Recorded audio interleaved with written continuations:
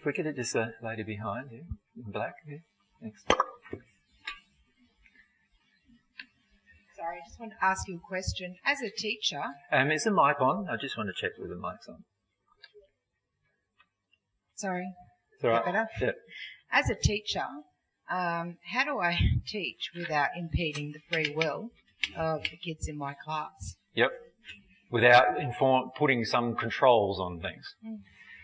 Well, eventually what's going to happen here on earth is that the teaching that will happen on earth is the same kind of teaching that will happen in the spirit world. And it's very, very different to what's currently happening here on earth. You see, the teaching system that's created here on earth is based around a lot of injuries in the adults of what we perceive education to be. So what do we perceive education to be? You quite often hear from rigid persons the three R's that don't really, they're not R's anyway, what are they? Reading, writing and arithmetic. But anyway, so, you know, we often hear that it's just, education is just a process of the intellect. Then we also know that from books like Emotional Intelligence and other things that there's also this emotional part of the person that needs to be developed. And in fact, once we start being a teacher, and you've seen that in your own life, how you can see how the emotions in the child affect their learning. In fact, when they have the emotion, they can't learn very well at all in many cases. And so you start seeing this interrelationship between emotions and the, you know, the actual learning process. But then we've got this imposition from the laws or the governments and what everyone perceives to be the right thing to do, that no, don't worry about the emotions. Just make sure you get those basic skills into this person. In the spirit world, it doesn't happen like that at all. The way it happens in the spirit world is that the person exercises a desire to learn, and then they're taught. Now, the way it's done is very clever, though, because there's ways to do it. The way to do it is create an environment that is so fascinating that the person cannot but help themselves to ask a question. Right? And so what that does inside of the soul, as soon as we're in this desire phase, as soon as we desire an answer about something, now we can be taught. So what they do in the spirit world with all the children is they have these very large places. There's a location in the spirit world in the top of the first sphere called Summerland. And they have these very, very large places that are for all the children who pass and are still not adults yet on their own, exercising their own free will properly at this point. And what they do is they educate them through this system of desire. So what they do is they create an entire system and an entire location that is purpose-built to attract attention in every possible way. And it's very, very fascinating. And so you get these children, these little children who have passed, who are in these locations. What happens is these children are just so fascinated, they want to ask questions, question after question. You've been like this with your children at times, right? You're walking along the road, why does that happen? What's that plant? Why is that animal like this? And you get this constant series of questions.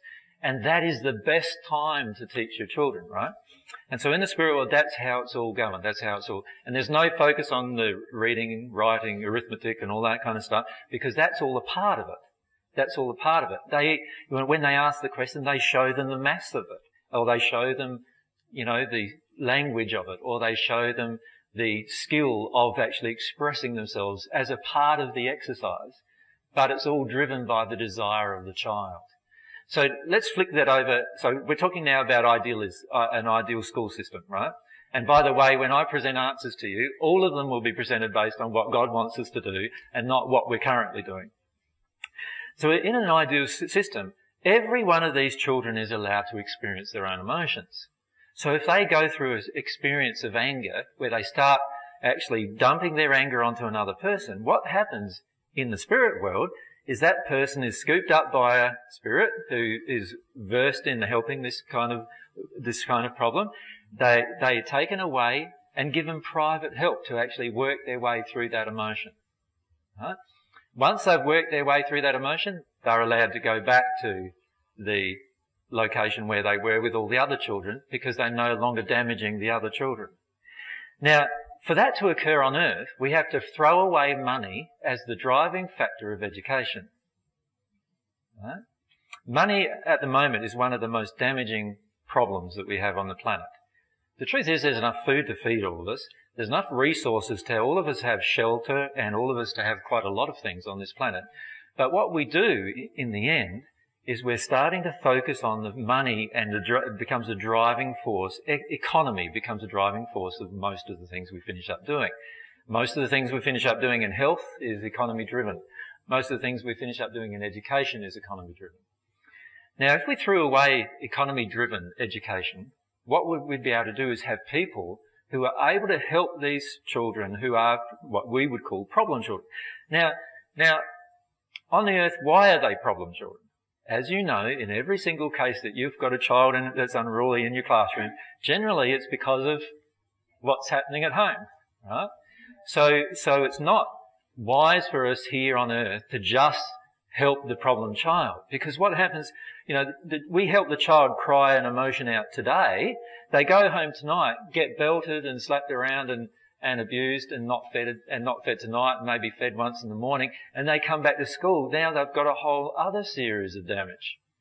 So if we were in a real situation in the spirit world, that child would not be allowed to go back to those parents anymore until those parents exercised a desire to deal with their emotions that cause them to abuse that child. And those parents would actually be separated from that child in the spirit world. And of course the child goes along with it because the child wants to be not abused anymore. And the child is helped then to work their way through their emotions, and the parents help. There's no condemnation of the system up in the spirit world either for doing that. There is no condemnation of the parents for being in the condition that they're in. All that happens is everything is driven on desire. So the parents now would have to develop a desire within themselves if they want to have their child in that location, because the child's will is not to be in the location where they're going to get abused. But again, what we do is economy driven. There is, in this system, there's economy driven. What happens if there's whole groups of children who don't want to be with their parents? What do we do in this society? Well, what we do is we condemn the parents for their behaviour. We even lock them up for their behaviour, which actually creates more damage to that parent and doesn't help them deal with the causal emotion. And the child is expected to go back with a parent or back to another foster family or two foster families, which creates all sorts of issues there as well. So we've got so many issues to change here when it comes to education that are all linked to other things other than education. And so what we need is people on the planet that are actually going to be leaders in these areas. Now, with regard to education, there are already on the planet some education locations where the children live there. They actually build the location where they're going to be educated. And through that process, they learn all things about building, self-responsibility, how to interact with others, and lots of other beautiful qualities they develop. And then they educate each other, and the lecturer or the person who's the teacher is only there to give advice. Now, in Russia, there's one of those systems. And they actually have children who are university educated by the age of 12 years of age coming out of that system. Right? Now, so the thing is we need to start incorporating these particular things into mainstream society. But it's going to require us changing a lot of belief systems to do it. One of them is condemning parents rather than helping parents who are abusive. We so often go into condemnation. You see this a lot with regard to if a pedophile goes into a certain location. What happens? You don't have help given to them or anything like that to work their way through their causal emotion about why they're a pedophile. What you have is 100 parents picketing their house, trying to prevent them from being anywhere near their children in fear. Right? What's going to solve the problem? The man dealing with causal emotion is the only thing that's going to solve the problem. So he needs to be, before he's released back out into society, he needs to be working through emotions. And once you're sensitive to emotion, you can tell when another person's worked through their emotion. And this is why for many of you, you come up and talk to me and say, oh, you've got this emotion to deal with or that emotion to deal with. And you say, oh, no, I don't. I say, yes, you do. I'm sorry. Because I can feel that emotion still there, right? Now, if you had hundreds of people sensitive to that or thousands of people sensitive, you would know when a man who's a pedophile hasn't worked through his emotion. and there'd be no court system deciding that he had, because you can fake a lot of things here on the planet, right? Just by saying it. There would actually be feelings. Yes, 5 of us we can feel the feeling from you still, that you've got this issue with your mother to work your way through. And if that issue is driving this issue, we can feel inside of you've got this sexual issue with children to work your way through. And we can feel that, and so you can't be released until you've worked your way through that particular emotion. So getting back to the education system, you can see that if the education system is based around desire, then it's going to work really well. It also is going to be a beautiful thing to be a teacher in that environment, right? Because you're not getting hammered by economies, you're not getting hammered by all of these different governmental rules and regulations that half of the time you don't even agree with. And you know what I mean? You know what's happening on the ground, and you can help these children in every single case, the ones that are finding difficulty in learning, in a real loving environment. But to do that, like I say, there needs to be quite a lot of changes, and we need to have leaders who have a passion for that change. And some of you will probably do that. There's quite a number of teachers in our audiences generally, and many of you, after applying some of these divine truth principles in your life, will feel the drive to actually create these kind of locations. And because you've now not got a law of abundance issue with money, and you're not got a law, you will create those things in education. Until that time, what needs to occur is that each of us, and this applies to every system that we're in, each of us need to start looking at living in truth in the system we're in. So you see, if you live in truth in the system you're in, the system you're in will be confronted. Right? Because the system we're in is usually in a place of error. And if we're in a place of divine truth, so we've connected with God and we can feel God's truth about a matter, what will happen is that we start speaking this truth. We start actually verbalizing what we know to be truth without fear, so we'd have to work through our fear, and we do it without fear, and we'd have to work through our desire to condemn, and we do it without condemnation or judgment. And once we can do it without fear and without condemnation or judgment, but still live in truth, we can be in a system and confront it daily. And you have enough people confronting a system, and the system will change. And it doesn't take many people confronting a system for the system to change.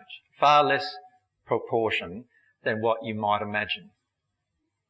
And this is why it's so important to have this initial change occurring inside of us emotionally first. But does that answer some of your questions about education? Yeah. Some of those things you've already felt too, haven't you? Yeah. Up the back there.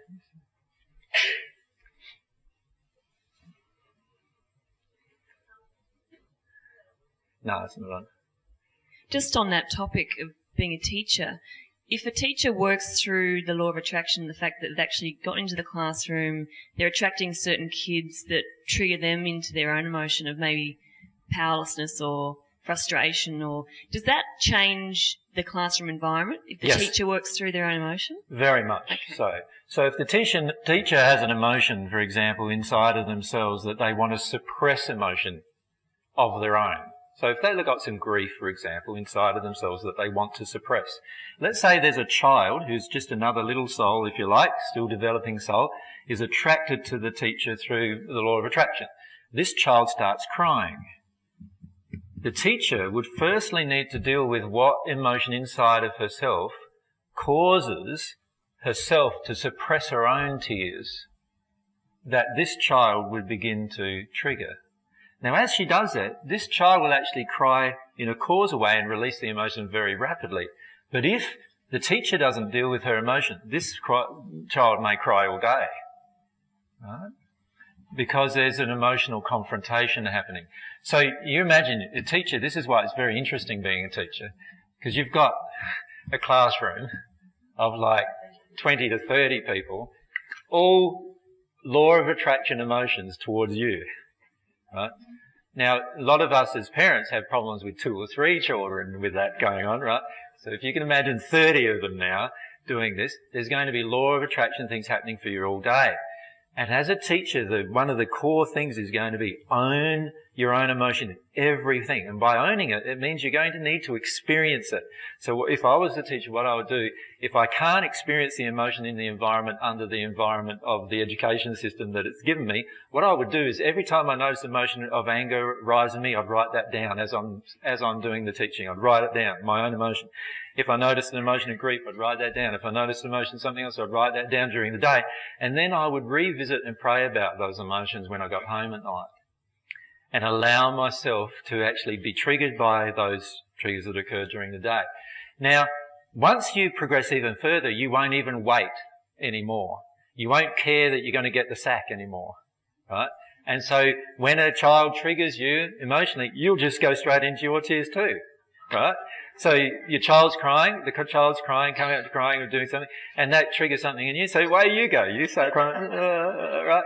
And you cry, and then you're crying, the child's crying. And you know what will happen with children? And this happens all the time with children. When you're dealing with a causal emotion, there is now no longer pressure on the child to conform to your emotional denial anymore. And what most of the child do, they start calming down. And ironically, what happens in most cases is they actually do it quietly, do things quietly until you're done. So in an ideal environment, the teacher would be allowed to experience her emotion. Now when I say an ideal environment, you can create the environment by confronting the system. But you've got to be brave because you might lose your job doing it, right? And that's the problem that we have in the world today, is that oftentimes we're not allowed, the person in this area of responsibility is not allowed to express their emotion. And so what happens when they're not allowed is that everyone around them gets that unhealed emotion moment by moment by moment. Can you imagine you'd have managers all sitting down, working way through their causal emotion, you know, so people attacking them, so they deal with their causal emotion, and you know what I mean? If you had a perfect world, this would happen automatically. It's not a perfect world, but how is it going to become one? It's going to become one by a few of us doing it automatically and showing others what's going on, what's actually happening. And then it's going to become one by people in science proving that this actually works, you know, that it's not cognitive therapy and behavioural modification and all of these other things that work very well, because as you know as a teacher, right, they don't work very well, right? And it's this thing that's going to work. But what often happens is nobody wants to look at this thing because all of us are in the state where, as Mary said, we want to shut down some causal emotion. And so when we get to a phase where we've got openness into emotion, what will happen is a lot of these changes will happen very rapidly. And this is where, if you want to change the world, you've got to start with yourself. But start with yourself at the soul level.